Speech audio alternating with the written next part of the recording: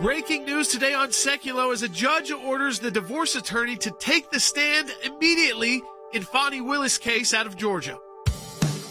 Keeping you informed and engaged, now more than ever. This is Sekulow. We want to hear from you. Share and post your comments or call 1-800-684-3110.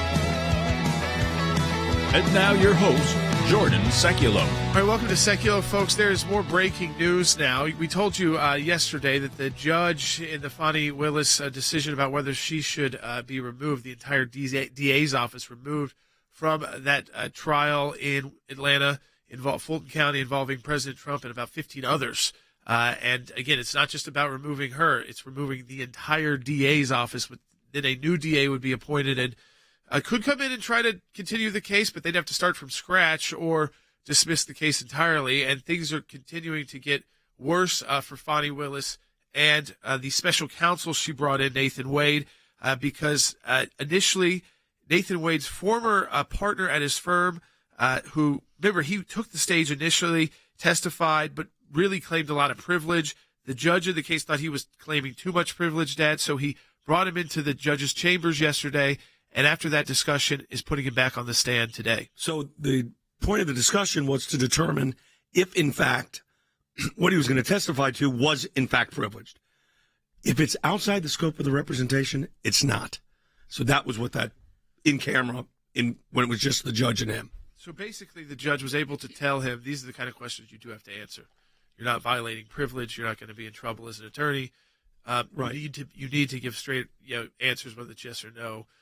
Or that you don't know, but you can't just say privilege. I think, but as a lawyer, you want a judge to tell you. Yeah, you have to testify, especially because that was kind of happening, as we told you, that was happening very quickly that day. Remember, Fani Willis didn't have to burst into the courtroom and testify yet.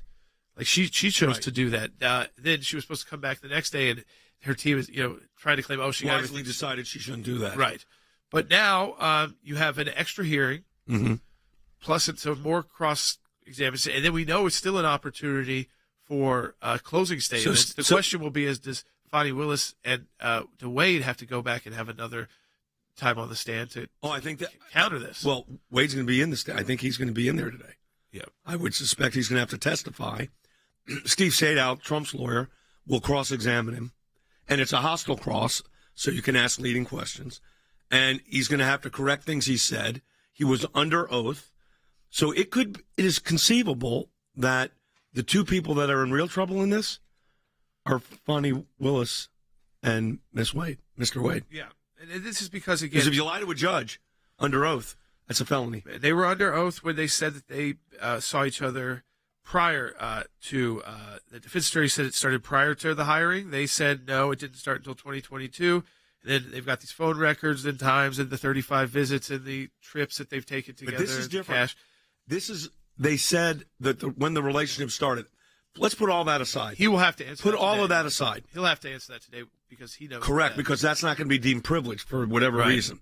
So if it's not privileged, the real question becomes then, who was telling the truth? Well, the records tell the truth because of their records. Now, they don't pinpoint you to a house.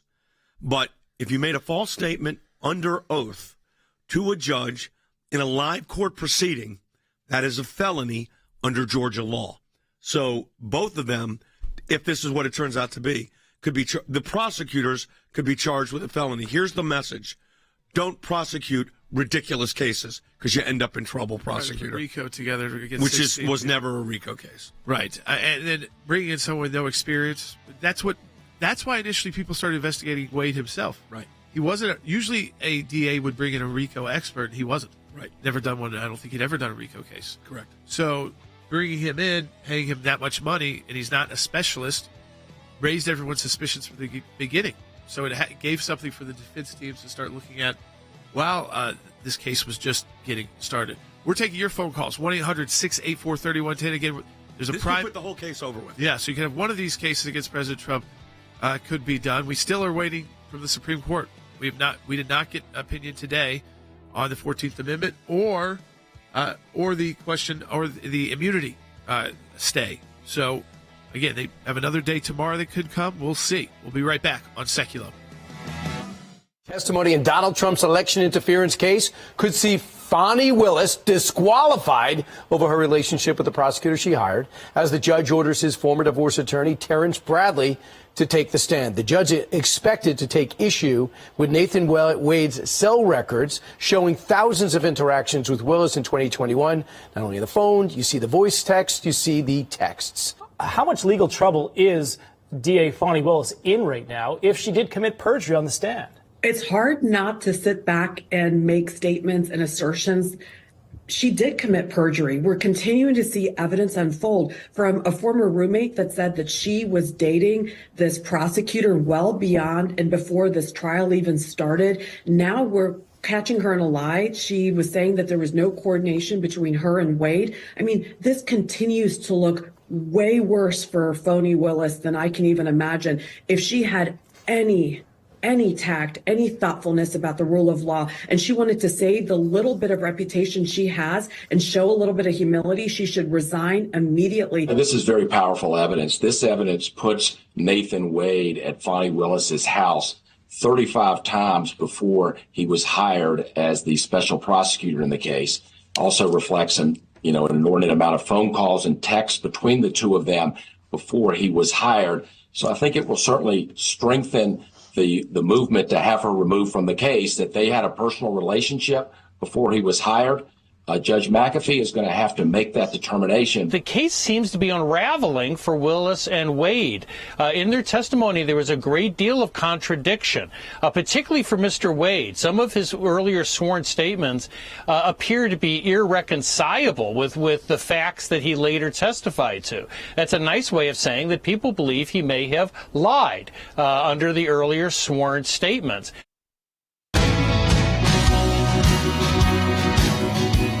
Welcome back to Sekulow. So, again, just to kind of update you, we are still awaiting and watching the Supreme Court on two matters involving President Trump. One is a case where we are party, where we represent the Colorado Republican Party. That is the 14th Amendment Section 3 case. Early voting in our home state ends today. We're a Super Tuesday state.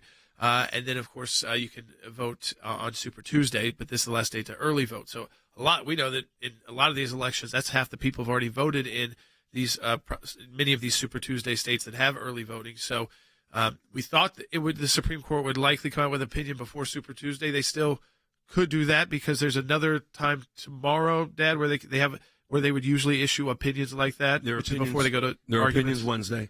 So normally on Opinion Day is also the day of the oral argument. However, in a case like this, where it's so significant, they could specially release it.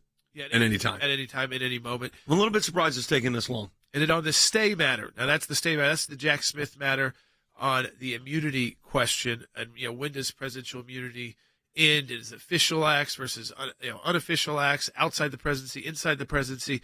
That immunity question, the Trump team asked for a stay from the Supreme Court. It wasn't a quick yes or no. Yeah, surprisingly, normally goes to the Chief Justice, then he'll, in that particular case, because it came out of D.C., and then it's referred to the rest of the court. And they have to have 5 votes for a stay to be issued. There's been nothing. We don't even know if it's technically been referred to the court. On the docket sheet, it doesn't say that. But in all probability, it has. So there's 3 options here. One is, could be they've converted so this is technical. They could have converted the stay application to a petition for certiorari, and the court may be working on a question presented. So that can take some time. It could be that there were not 4 votes for certiorari, but there were maybe 2 votes for certiorari. So there's a denial of the stay and a dissent from the denial of the stay. And the third option is they could be writing an opinion. I mean, they could do a per curiam opinion based on what was filed. Yeah. Because as you said yesterday, those were fairly substantive briefs. Yeah. So it could be all that. Yeah, on presidential immunity, post-presidential immunity, what happens, as that Court of Appeals said, you lose all of it the moment you're at 12:01 on January when you're no longer president, which makes no sense on the official acts. And then defining what are official and unofficial acts gets very in the weeds. The courts, this tells you what happens when you have political prosecutions. Yeah, multiples going on at the same time. So you've got up in the air on the Jack Smith case. And remember on the Jack Smith case that one of the issues, which is the interfering with an act of Congress, the Supreme Court's already granted review over. Those are 2 of the 4 charges against President Trump. The court's already granted review on those on a case unrelated to Donald Trump. So that's up there. They need to pause this stuff. Let the election take place. Pause the stuff, because here's what's happening. And Georgia is the example. It's out of control. Yeah. We look like a third world country. Right. I mean, again, you're starting the case, and now you've got a separate case within the case about whether the DA and the special counsel was brought in to bring this RICO charges should be disqualified from the case. And even now they've gone under oath. Did they lie under oath? And that it poses other issues if a new DA is appointed. So we're going to have that hearing this afternoon with Wade's former partner, and he was his divorce attorney as well, who mostly took the stand and claimed privilege, but now he knows what he's got to answer. That will be on camera probably this afternoon. And then you will see, again, do we see testimony again? Does Wade take the stand again? Does Willis take the stand again? We know that there's still closing arguments scheduled from the defense team and the prosecutorial team, and then ultimately a decision by the judge. That could come, again, I guess, by the end of this week. This is now in week 3 of this matter within the case. It has been a long time. And you've also, just to make it clear, people have this question as well. If this all got tossed, yep. If she gets removed from the case and the next DA comes and says, I'm not restarting this case, the election's about to happen, this is too much work to start with, and it was started so badly, starting from zero doesn't work because we're too far removed from the years this happened. Right. The people who did make plea agreements, yes. What happens to them? They will file motions to vacate the plea. Those will definitely be granted, and their records will be removed. And if they did pay a financial penalty, they will get it paid back. And what about you said there is even potential for them to sue? Maybe even prosecutorial misconduct. See how far this goes with the again. It's no guarantees that that Fani Willis is being removed. But it certainly, even the Atlanta Journal-Constitution, which the headline seems. I mean, look, we'll find out this afternoon that this is what you're going to find. For it. The left is preparing for it. Here's what you're going to find out. I mean, let's. Okay, you're going to find out that they made untruthful statements under oath during a trial while they were under oath in a criminal proceeding, where neither one of them were. She was not compelled to testify like that. There was still an open question. Right. She voluntarily did it. They both testified. Apparently, we'll see what it says, now that the attorney-client issue is not there, that those misstatements were material. Material misstatements are felonies. So the people that could end up being in trouble in this, when it's all said and done, are the Miss Willis and Mr. Wade. Okay. So I think, again, we're going to take your calls. This is 1-800-684-3110. Logan, again, we also encourage people to, if you're watching us on YouTube, there's going to be a lot of this week. I mean, there's a lot of people watching on YouTube. We know we brought in a lot of people as we break down these legal issues, because we're going to have an afternoon hearing. We're going to see how that will impact future hearings on just this matter within this case that could be the end of the beginning of the end of this prosecution in Georgia. And then, of course, watching what the Supreme Court will do. So we want people to make sure they're subscribed to our page who may be new. That's right. If you're new to our YouTube channel, we encourage you to subscribe right now. Click that subscribe button. Click the thumbs up as well, and put in your comments. We monitor the comments the whole broadcast. We take many of them during the show. So if you're new to us, join the ACLJ channel right now by subscribing. Same on Rumble, or if you're watching on Facebook or whatever it is, just do whatever that feature is to make sure you're following along, because we continue these updates throughout the day. With tons of video content, amazing video content. Let's go to Janice, who's calling on line 3. Janice, you're on the air. Hi, I was wondering, I need some clarification on this whole New York case. Okay. I don't understand the charges that were brought against Trump. I don't understand how it ever got a conviction. And isn't there some kind of law against frivolous lawsuits? Well, it was a civil fraud lawsuit. It's not a criminal case. It was a civil fraud lawsuit, and that was relating to putting overvaluations and false statements on loans. So it's not a criminal case. It's a civil case. And he was convicted. So it's not deemed a frivolous lawsuit at this point because he was convicted and found guilty. Yeah, I mean, there's certain things there you can challenge the penalty as whether or not that has been. That could be part of a legitimate challenge. But to file that appeal in New York, you've got to put up the bond. They have filed the notice of appeal, so that it appears that a bond will be put up for that amount, but that this penalty alone was too much, and they could even make an Eighth Amendment argument there. We talked about that yesterday, and that will all be happening in the future, where, again, New York is unique because everyone that gave these loans was repaid or is being repaid the way they should be. No one has any issue. None of the companies. There was no victim and no damages. No. That's what New York there should have been victim. no case. Right. But it just, listen, if you're a business in New York, this has got to be sending shockwaves through your entire corporate structure and system. Yeah, especially if that's your headquarters, especially if that's where you've got the majority of your assets. Well, even if you've got assets there, yeah. I mean, they can reach them. Yeah.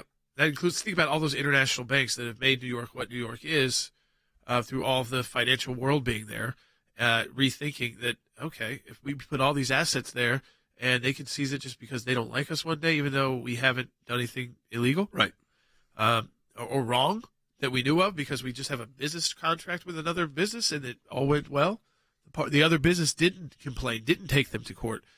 It's again, it's unique to New York. A lot of people had not seen this used before, and I think it's another thing that will hurt New York down the road. And unfortunately, yeah, maybe the people are not thinking about it because they can't take their mind off the Trump derangement part. It's like, oh, it's Donald Trump, that won't happen to me. But I think long term, the business people are smarter than that. They realize this new Democrat of New York City is different, and they're coming in. They're pushed out a lot of the old Democrats. They went after them legally, and they're using all the law they can to take on political opponents.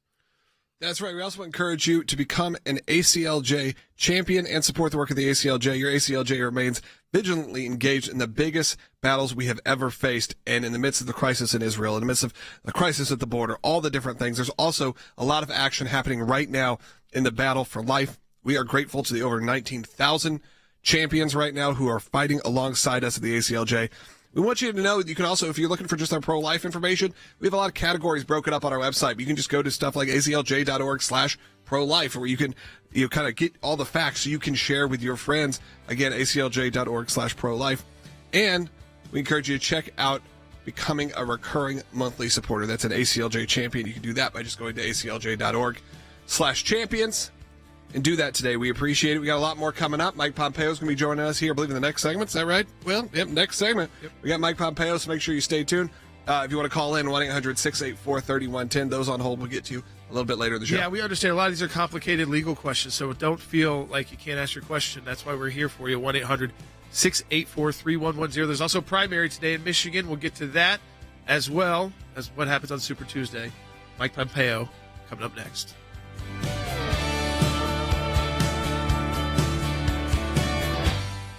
Let's start with the case on ballot access, the 14th Amendment case. Colorado, of course, the Secretary of State there, up to the Colorado Supreme Court, said that they, under the 14th Amendment, Section 3, could remove President Trump. So if you try to write him in, he could not, those votes would not be counted. Of course, the effect that could have on the general election as well. It was also happening in Maine. We saw it happen we represented states about 14, 15 of these, where most of the time we shut it down in liberal courts and conservative courts because they just thought this was wrong. But it made its way to the U.S. Supreme Court then with full briefing, full oral arguments, and now we're on week 3. So the case was submitted February 8th was when the oral argument took place. All the briefs been done.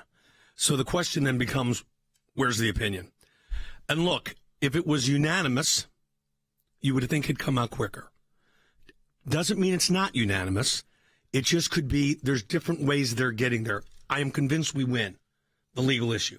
No, we're going to win the case. But there could be different rationales. We gave 4 different reasons. Right. And I mean, I think one thing people are definitely concerned about is you get a Super Tuesday where the majority of people, they're voting already in early voting in those states. Yeah.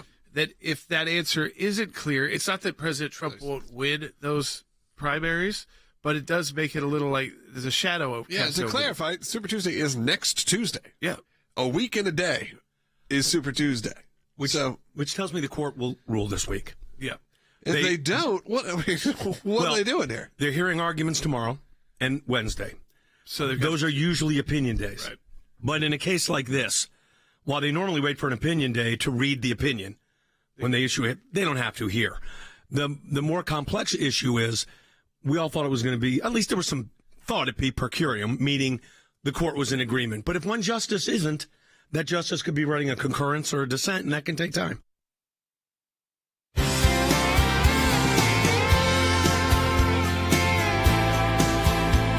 right, welcome back to Sekulow. We are going to get back to your phone calls, too, on all these legal matters. They're circling around Georgia. They're circling around the U.S. Supreme Court as we wait for a couple of big decisions out of the U.S. Supreme Court. People early voting. A lot of people, I know where we are in a Super Tuesday state, this is the final day of early voting before next week on Super Tuesday. And so waiting to see if that case will be out of the Supreme Court before on the 14th Amendment. We believe so. But what didn't come out yesterday didn't come out today. Could come out tomorrow. Or at any time this week, because of this unique case that's kind of been fast-tracked, but not as quickly as some thought, which could lead to a few different things. Secretary Mike Pompeo, former Secretary of State, our Senior Counsel for Global Affairs, is joining us now. Secretary Pompeo, I want to go to some international issues first, because we've been focusing on these domestic and political issues. But the Biden administration going to Israel just reversed what was known as the Pompeo Doctrine by declaring new Israeli settlements in the West Bank illegal and against international law. And so, again, Biden has gotten a lot wrong when it comes to Israel. What is he getting wrong by reversing the Pompeo Doctrine this late into his first term? I don't think administration's policy all along, which is this central idea that Israel has the fundamental right to defend itself, and it's the rightful homeland of the Jewish people. When you declare that, when you reverse the idea that these and state that these settlers are illegal, what you're saying is that the Israelis are occupiers, that this is not their rightful homeland. And when you do that, you encourage the bad guys, the really bad guys, the terrorists, the Palestinian leadership, Hamas, Iran. You encourage them because you have now sided not with Israel, but with their adversaries. And that's the danger. And by doing this in what appeared to be kind of a flippant comment made down in Brazil off the top of his head from Secretary Blinken, you undermine basic idea that says, no, the Israelis since 1948 have had this nation and continue to deserve it. And it is the right place for them. They are not occupiers. They are not indecent. They're good people simply trying to live their own lives. Yeah, it's actually, and it'd be retroactive. So that even places that were built in the last 4 years or that are being built, that those would now be considered illegal by the United States government. And of course, as you said, that goes to the issue of being an occupier, which then goes to the issue of, is it legitimate to attack those individuals if they are illegally there, or is it legitimate to carry out attacks on the IDF troops who might be protecting those settlements? But there was a second confusing statement as well relating to Israel, and it came from President Biden, because we know that there's top negotiations on a possible ceasefire and a major release of hostages that actually has some life to it still. I mean, it hasn't been fully approved by Hamas, but even Israel, it appears if these points remain, that as of now they would be likely to accept it. We haven't heard from Hamas yet. And then you have President Biden come out and say that he thinks there's going to be a ceasefire as soon as Monday, and both Israelis and Hamas push back on that. And they seemed really caught off guard. Is that another example? Like you just said, Blinken kind of doing these things off the cuff outside the United States, in Brazil, and now you've got Joe Biden getting ahead of negotiations. It just goes to the idea of not being strategic on really sensitive matters that it could take a lot less to ruin a lot of hard work. Jordan, when I heard him say that, I was really surprised. I don't know the state of the conversations. I'm so thrilled that everyone's still working to try and get these hostages home. You met with them. I've met with these families. We ought to continue to work to do that. But to see the president just kind of randomly say, I think the vibe looks really good, when these are complicated, hard negotiations that have impact not only for the lives of the hostages, but for the strategic security of Israel as well. It seemed so unserious. And frankly, you asked earlier, what's the real challenge with the Biden policy there? They get some angry Arabs in Michigan, and all of a sudden they say, the Israelis need to stop. The Israelis can't stop, Jordan. They can't stop until they've eradicated this threat, not only the threat that exists in Gaza, but the threats that extend from Iran as well. This is serious business. One ought not to be talking about vibes and going on late night talk shows and getting in front of the negotiators. That is really dangerous stuff. And I think suggests that President Biden doesn't really understand the risk that he creates by doing precisely what we just talked about. Secretary Pompeo staying on Israel, but also now bringing in China.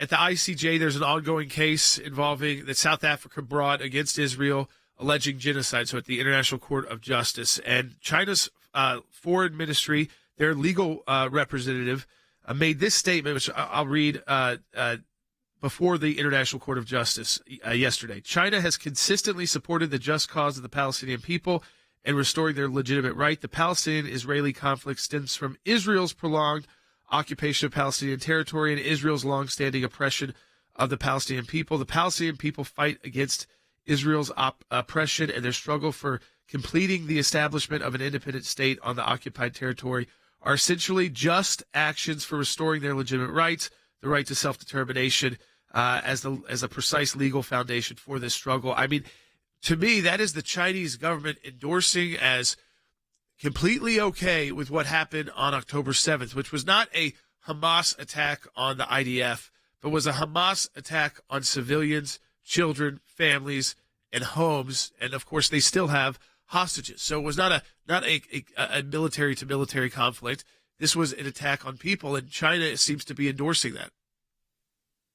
Oh, Jordan, I don't think there's any doubt you nailed it. That's exactly what they were doing. They were endorsing what took place on October 7th and saying it was justified by Israeli occupation. We've known for a long time. The Chinese Communist Party almost always sides with the bad actor, the indecent actor. They're playing footsie with the Russians, giving them weapon systems in Ukraine. They're working with the Iranians. They're very close to Chairman Kim in North Korea. Unsurprising that they would pick Palestinian terrorists, Hamas and Iran, to be their partners.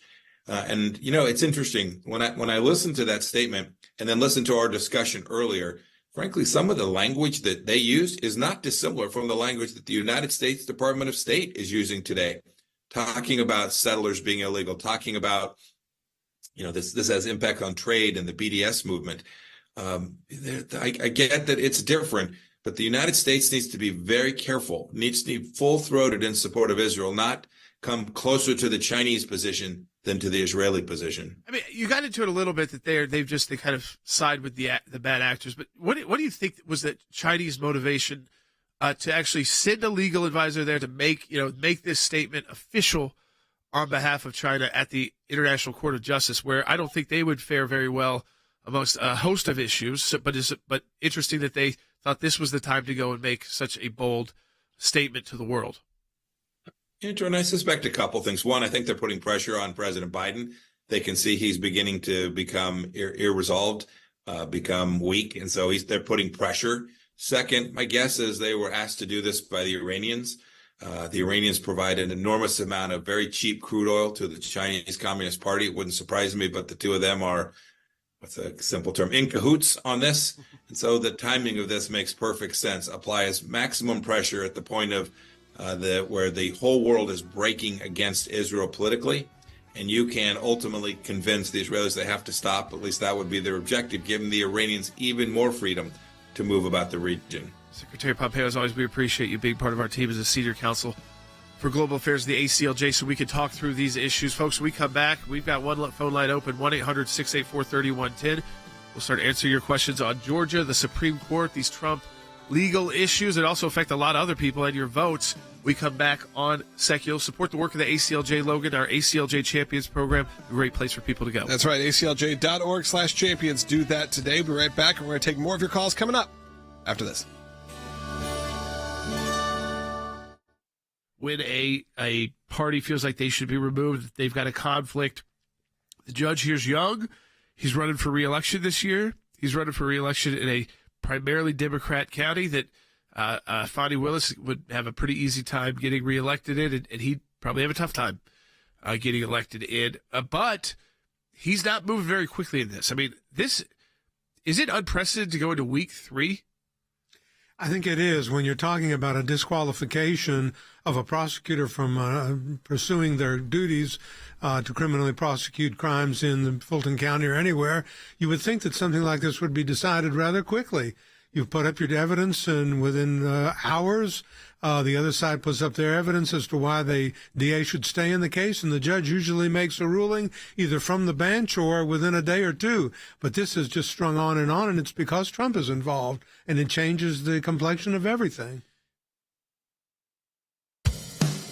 Keeping you informed and engaged, now more than ever. This is Sekulow.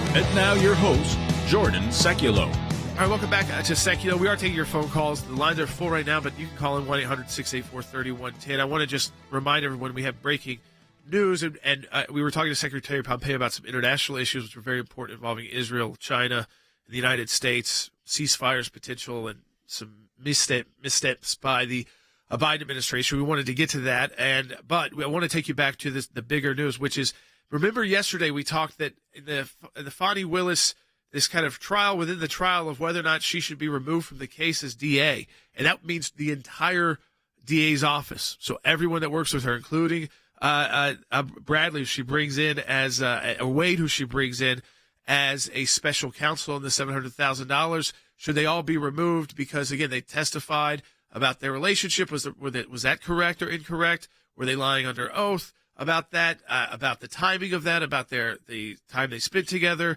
The phone calls? We've all heard about that. But remember, there was a witness to this. It was Wade's former law partner, who was his attorney during Wade's divorce that he had, and so he testified during this early, but mostly was claiming privilege. And I think, again, he was being careful as an attorney. Because it put him in a weird spot. Because, again, you would probably want your attorney to do the same thing if it was happened very quickly. And so he kind of leaned on the side of privilege. The judge thought he was invoking it too much. So they had their in-cameras, what they call a discussion yesterday with the judge and him. And they've come up with what questions he has to answer that he cannot claim privilege on. And so we expect those will definitely go to when the relationship began. And does that contradict their testimony under oath, which says that the relationship began after, and there's been testimony that the relationship began before, that this was, again, all set up to benefit someone that you were in a romantic relationship with, and these trips and the money, and then the list goes on from there. Why did you choose a special counsel on a RICO case who's never done a RICO case before and pay him $700,000? Then the questions are, again, what happens next? Well, we know there's going to be a hearing today. He will not be able to claim privilege on all of that because he agreed. The judge and him now know what he's got to answer from Trump's attorneys and other people's attorneys. And then there's definitely closing arguments. The question is, will we have more hearings on this? You could see the fact that Willis comes back to defend herself, or that you do that through attorneys or Wade as well, because they could be facing some serious problems, not just being removed from the case. And Logan, I do want to get to the phones. People have been holding on, and we're going to keep taking their phone calls. 1-800-684-3110. Let's go to Jamie, who's calling in Georgia on line 3.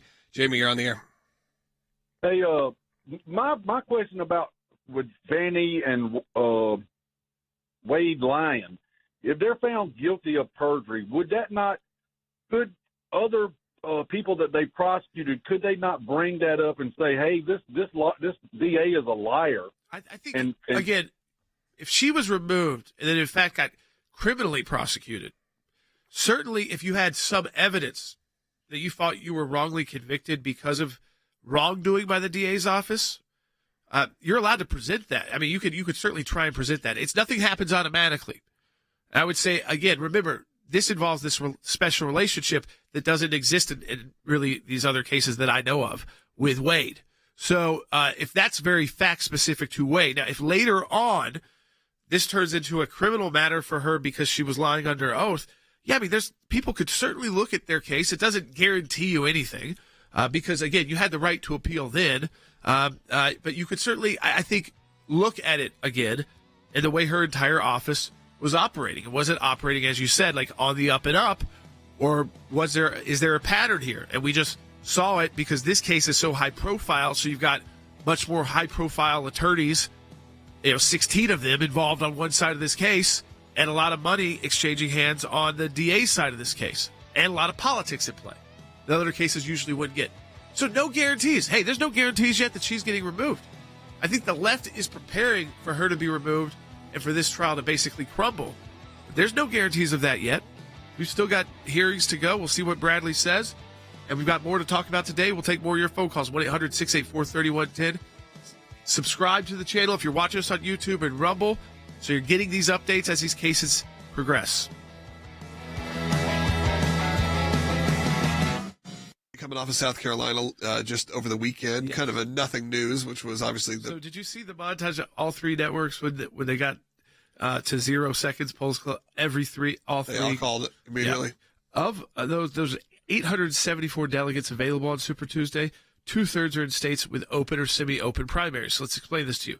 7 are open primary. Alabama, Arkansas, Tennessee, Texas, Virginia, Vermont, and Minnesota have open presidential primaries or caucuses. That makes it easier for show up. Independent voters to participate without having to declare a party affiliation.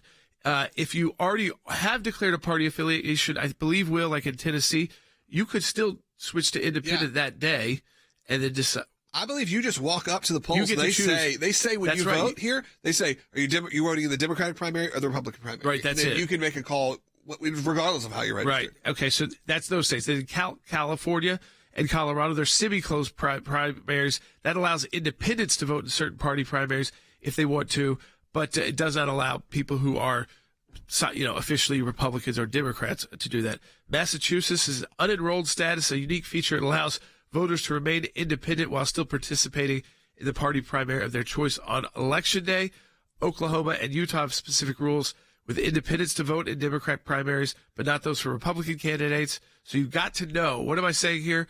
Your party rules, and then what's a legitimately good number for Donald Trump in those states. Because you can see, as I'm walking through, in a lot of these states, it opens the door for protest votes from the Democrat side, since Joe Biden doesn't have a serious challenge. For sure. It gives you at least gives you the opportunity to siphon a few percent off of that. Right, and to make the victory a little smaller for Donald Trump. I still think he wants to be hitting in the 70% plus, because in so many of these states, you could say some of those votes were just Democrats anyways. I wasn't going to get their vote anyways. Things like that.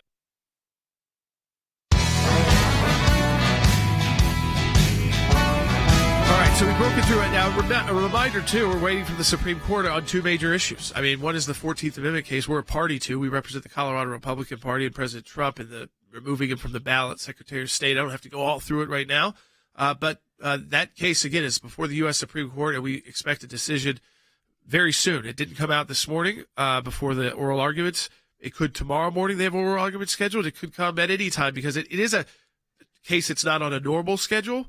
But you would think they would use their normally scheduled time probably to release it. Now, the stay that President Trump has requested, that's very different. That doesn't necessarily have to come out through in orders, in the morning before oral argument, but there's not been a decision on that. And as my dad said earlier, and he'll join us when we finally do get those decisions again, if that happens this week, that even could be turned into, not necessarily, but it could be turned into an actual case that they hear or have decided they just hear it on the briefing and actually issue an opinion on. So, again, when you start getting 2 and 3 weeks past, you start thinking that they're up to something more bigger, that they're not handling it in the shorter way that they could have necessarily handled. So we'll keep an eye on that and the hearing in Georgia today where Wade's, who is the special counsel in the Fani Willis prosecution against Trump and the 15 or 16 others, that his former law partner had that meeting and now will have to go publicly and answer questions and not be able to claim privilege.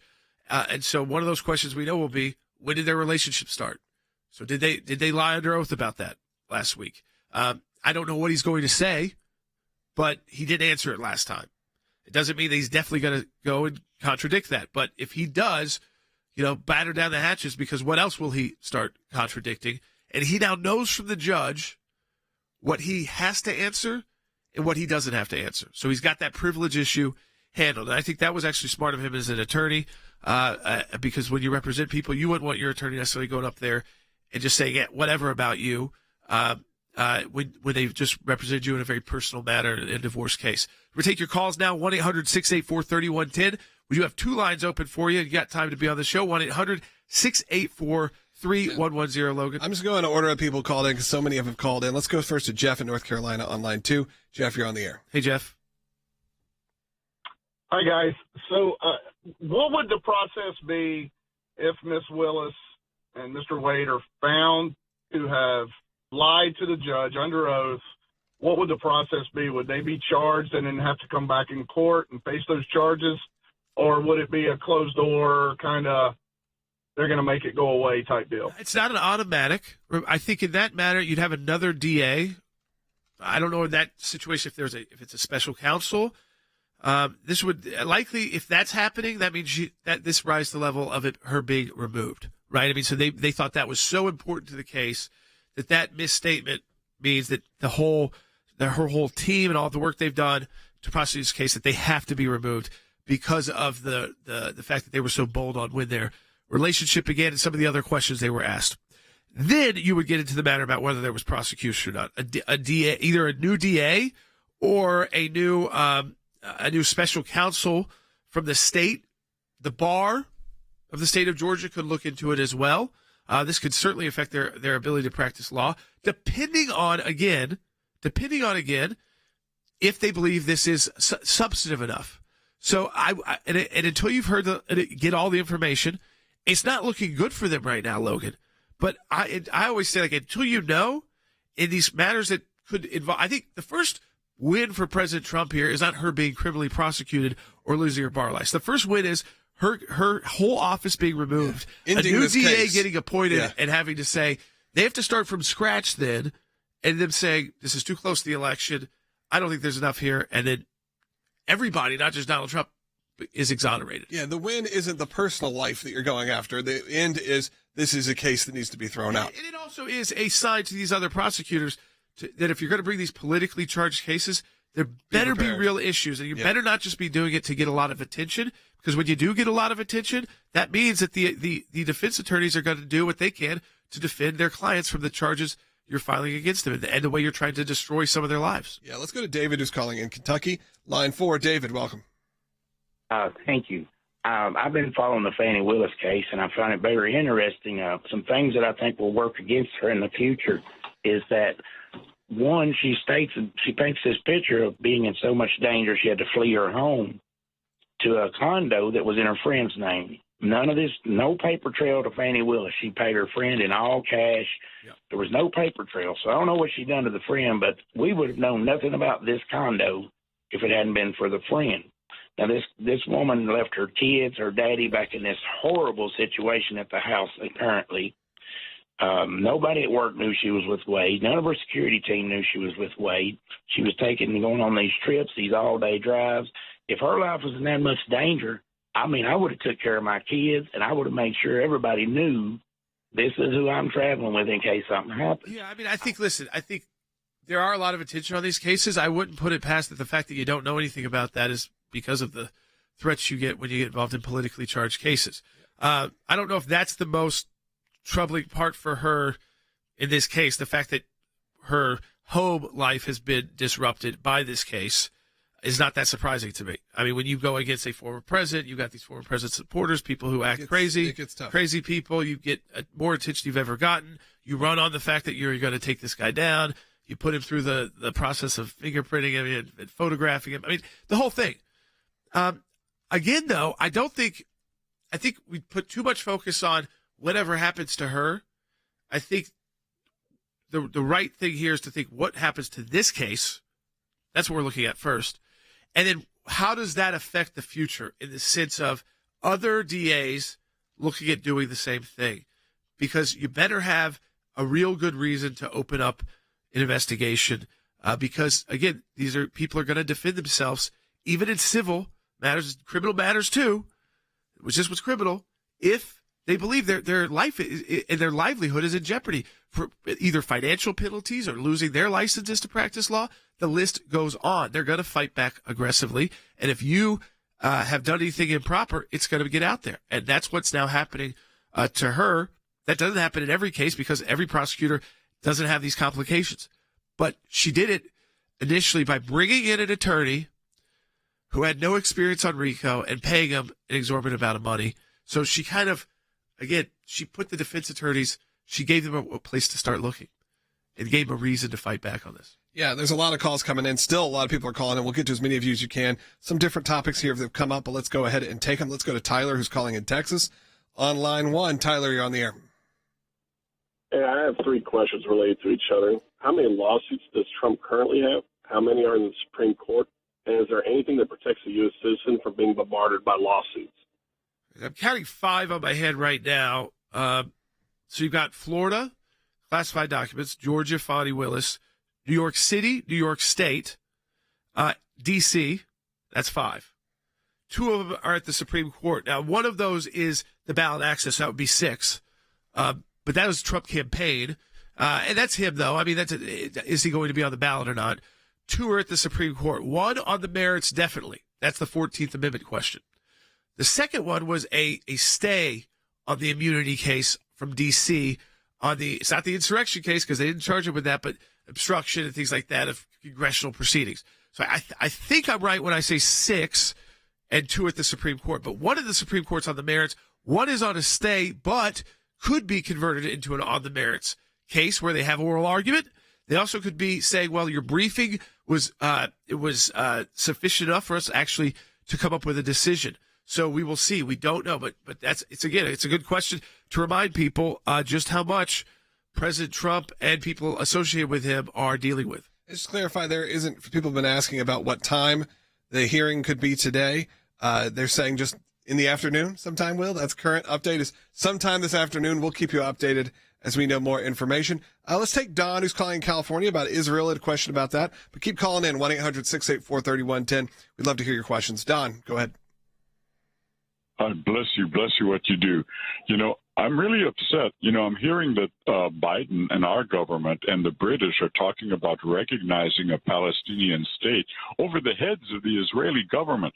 And it astounds me. The Brits have a lot to atone for in Israel. They were the ones that, led the Arabs in the initial attack against Israel back in 1948, the Arab Legion, all that stuff. So where they get their nerve doing something this unconscionable is beyond me. It just goes back to the book, I will bless those who bless thee and curse those who curse thee. Have a care when you mess with the land that God gave Israel. Yeah, I think, listen, Don, both the UK government through their former prime minister and current foreign minister, David Cameron, said that he would like at the end of this conflict to have a path to recognize a Palestinian state so that they have some positive way of moving forward. The U.S. government says they're working on it too. So you're not wrong. What you just said is correct, that both the Biden administration and the current UK government would like to see a Palestinian government. They've kind of laid out what it would look like. I don't think they can get there. I mean, unless it's just on paper, they kind of make it up, because you ask these people, who's going to be the leader? No one has a good answer for that. What about the fact that these 2 territories are not connected? No one has a good answer for that. I mean, Hamas in one, Fatah in another. How do you do that in a year or less? But they are supporting it and coming out very strong against Israel. Read back, taking your phone calls. It's been a week since Fani Willis and her boyfriend Nathan Wade testified last Thursday. Yeah. The judge said he could rule as early as Monday as to whether or not Willis and Wade can stay on the case. How do you think this plays out? I think it was a very bizarre, right? I mean, I think always the further you get from the actual, those hearings, it gets less to predict because that's not necessarily as fresh in the mind. It's a serious decision by a judge, even if they feel like there was a bad performance by DA Fani Willis, to actually remove her entire office from this case, restarting the entire trial, and putting a new DA in that position. But ultimately, what do I believe? She's totally compromised in this case for a number of reasons. Her political work, like Letitia James, running to do this to Donald Trump, and of course the personal relationship, the hundreds of thousands of dollars, and all this cash talk. It just doesn't seem right that she is in charge of this prosecution, and a new DA, which can be appointed in Georgia, should take a look at it, Rob, to decide whether or not this entire RICO fiasco should continue one step further. She's the district attorney that you're going to be working with. And of course, with McCaffrey, he was appointed by a Republican governor, but he does have to run for retention in this seat. So politics, it comes into play when you have these elected judges, even if they do or don't have an R by their name. But I trust that he's going to actually just make the best decision possible. Obviously, he's a young judge to take a case on like this. Right. But again, I think there's a good chance that Fani Willis has really messed up here and is taken off this case, and the entire case crumbles.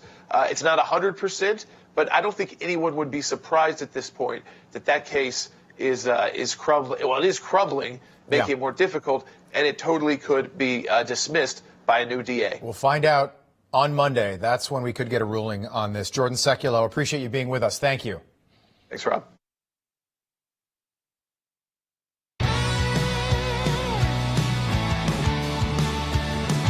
All right, welcome back to Sekulow. We are taking your phone calls too at 1-800-684-3110 on what's happening in Georgia. I did want to kind of get back to an issue that we're dealing with and assisting on here at the American Center for Law and Justice involving Israel. And, of course, you've seen, again, what's happening internationally with President Biden kind of getting out ahead of the ceasefire negotiations, which Israel has indicated they would be if the terms were accepted by Hamas. But, again, they'd have to be accepted by Hamas. We haven't seen that yet, that they would be inclined to accept. We have some details, but again, we haven't had a Hamas answer yet. And President Biden then went on publicly yesterday and says he thinks there's going to be a ceasefire Monday. We talked about that with Secretary Pompeo. We've also done it, Jeff. This is kind of like very real time because we were just doing it this morning. You're in Israel, and I'm here in the U.S. And as ACLJ attorneys, we were assisting a social media company. We're not going to name them. They just asked for some help on an issue involving really what happened around January 7th and the rise in anti-Semitism that we're seeing and the word Zionism, Jeff. And so this morning we were working with them because we're seeing it places like Google. I mean, that was not who we were talking to, if you're trying to put that two together, where even staff is seeing it inside their offices. They're seeing the words "kill all Jews" written on their bathroom walls. Jewish employees being assaulted by protesters when they leave their campuses and needing more security because they happen to be Jewish. This happening inside the United States of America. That's right, Jordan. We have gotten to the point that the incessant incitement against Jews, and frequently they use the word Zionists and pretend they don't mean Jews, but we all understand they mean Jews. They know they mean Jews. This incitement claiming that Israel is committing genocide or Zionists are committing genocide, none of which is true, has led to not just abuse and harassment, but physical violence against Jews around the world, including in America. And the fact that we're called on to assist social media companies to try to sort out when speech might be inciting speech. I mean, we're at this point now. It is literally dangerous just to be a Jew, not just, people think it's dangerous in Israel, it's dangerous in Arab countries because there are Jews now in, countries because of the Abraham Accords. Those are some of the safest countries. In the West, there are certain places it's physically dangerous to be a Jew, and many of those are woke corporations. Yeah, I mean, this is happening inside, Logan. I think I mentioned January 7th, but since really what we saw on October 7th in Israel, we saw this rise in anti-Semitism around the world, but especially in Western Europe and the Western world, including the United States, where we're seeing massive protests on a daily basis. When you have Google saying, they found some anti-Semitic writings that are very specific in their bathroom. Sure, there's a lot of people who come in and out of those buildings, staff level at all ends. So you don't know what you're talking about here. But the fact that that's even something that's going through people's minds, whether they are doing it as hate speech, by the way, could be towards also the Google employees and to the people there. Because guess what? They got a lot of Jewish employees, I'm sure, at Google. Who knows when it comes to the direction. But we do know specifically at least who it's aimed at, and that is the Jewish people at large. And we're seeing that over and over again. We're seeing that with, like I said yesterday, Jerry Seinfeld getting attacked on the streets. You're seeing that with Matisyahu having to cancel concerts. It's not just individualized to someone randomly in a bathroom stall writing something offensive, even a big corporation. It's now seeped its way into the streets, into pop culture in a way that maybe we haven't experienced here in a long, long time in this country. And Jeff, we're seeing it, though, I think this administration encouraging it for political reasons because they're worried about the youth vote siding with the Palestinians. And so you have Anthony Blinken, I think he was in Brazil. We talked about this with Secretary Pompeo, say that they're reversing the Pompeo doctrine now 3.5 years, almost into the end of this 4 years of this administration, the Biden administration, which means that all settlements that were currently being built, it's retroactive, or that would be built in the West Bank, the U.S. would now view under the Biden administration as illegal, which then leads to that point that they're somehow the Jews there are occupiers, which then leads to the point of they're somehow these attacks on those individuals are justified because they are illegally there. Before the break, Jordan, you're 100% right. And Logan, before the break, we had a caller, I think his name was Don, who sounded appalled and shocked that America would be taking these positions or that Britain would be taking these positions. We have to put this in context. It is impossible to imagine, truly, even today, that the United States of America would adopt a position that it is illegal for someone because of their faith or because of their ethnicity or their identity or their race to live anywhere in the world. Say you can't live in this region because you're black or you're a Christian or you're a Buddhist. And yet it is officially this administration's position. It actually is in the Democratic Party platform, if you parse through it, that Jews should not be allowed because we are Jews, because they are Jews, to exist, to live peacefully in Jerusalem in certain parts, in Judea, literally the place named for us. We are not supposed to live there. It's outrageous that this is happening in America. And the fact that they're doing this, as you just pointed out, to appease a domestic constituency, the immorality of it is astonishing. This is not for peace. This is not for prosperity. This is not to help America. It's not to help Israel. It's for pure domestic policy. And the media write about it as though that's acceptable, that they are adopting a policy that Jews, because we are Jews, should not be allowed to live in Judea. Yeah, I mean, I think, again, we know that things get very political in the United States when you get close to elections, but when you've got, you're supposed to be allies that are facing, real conflict and tough decisions on ceasefires, trying to get hostages out, even bodies of hostages who were killed by Hamas out, and even be willing to release up to 100 Hamas, terrorists to get, or 100 to 200 to get these individuals out, and willing to go to a 6-week ceasefire. And to jump ahead of that and say, hey, I think it's going to be done Monday, where even Hamas and Israel both have to push back because there have been no agreement yet. And to come out in Brazil and say the United States is now declaring that, anything built under the Trump administration in the West Bank and now is considered illegal by the United States. While you've got China going to the ICJ, Jeff, saying that the actions by the Palestinians are justified. And by the way, they did not couch that and say, Jeff, that they shouldn't have attacked civilians on October 7th. They just went forward as the Chinese government, one of the largest militaries in the world, and said what they did on October 7th and the attacks by Palestinians on Israelis are justified. Look, Don pointed out, essentially, he didn't use these words, that Israel's enemies tend to be God's enemies. Well, that's the truth. Listen, Israel's enemies tend to be America's enemies. And that's what you've seen. When America turns on Israel, that's what emboldens the likes of all of our enemies, from China to Iran to the Houthis, who are now attacking American assets, right? Those terrorists out of Yemen, to the Palestinian terrorists, Hamas, and now threatening in the north Hezbollah. It emboldens all of them to attack. And they've declared they want a genocide against the Jews, but they've also declared they want to bring down America. And so this is what happens when you have an American administration that turns its back on the most fundamental principles of right and wrong purely for political reasons. All right. Again, Jeff, we appreciate you joining us from ACLJ Jerusalem and overseeing our work there. I did want to just remind people quickly, Logan, there is a primary today in Michigan. Yes. Explain maybe how that works real quick. We only got like 20 seconds to figure it out. So the primary only puts out, 16 of the delegates. And then on Saturday, March 2nd, the GOP holds a caucus for the other 39 delegates, which will be awarded at the party convention. So, again, Nikki Haley is campaigning in Michigan. I mean, President Trump, I think, will win the majority of the delegates. And then I think at the caucus, he'll probably could get all of them. But, again, right now it stands, he's got 110 delegates. She's got 20. You have to get over 1,000 to get the nomination. But they'll start pouring in Super Tuesday next week. Yeah, we'll cover that and more. Make sure you subscribe if you're new to us on YouTube or Rumble. And support the work of the ACLJ at aclj.org. Become a champion. That's a reoccurring donor each and every month. We really appreciate it. Keeps this show and our work going. Without you, it doesn't exist. aclj.org.